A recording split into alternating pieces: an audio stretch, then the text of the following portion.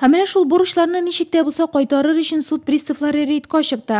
Мәскеу урамында яшәүче ханымны суд приставлары 2 еллап тотмакчы була. Транспорт салымы 10 000 сум. Күршеләре билдирүенчә, аның кредитлар буенча да бурычы зур. Күпме генә шаксалар да ишеге бу юлы да ачылмады.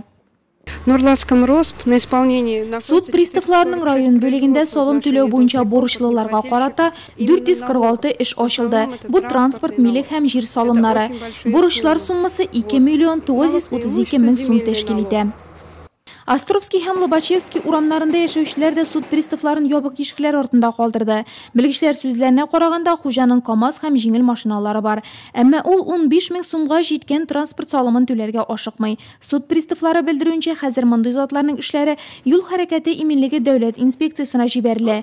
Нәтиҗәдә бурычлы кешене теләсә кайсы шәһәрдә туктатып тоткарлый алалар. Добровольные сроки уплаты налогов уже всех прошли.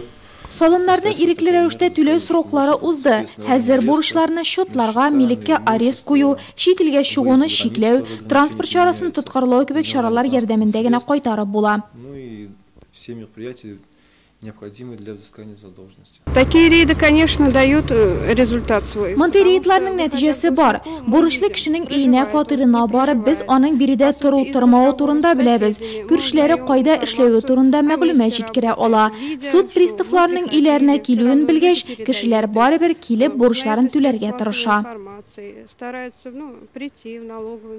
Дәүләтне алдым дип салымнар түләүдән качып йөрүчеләр беренче чиратта үзләренә кыенлыклар тудыра ди суд приставлары. Аларның эше өчен алынган процентларны да истәсәң, качышлы уенының азагы күңелсез тәмамланачак.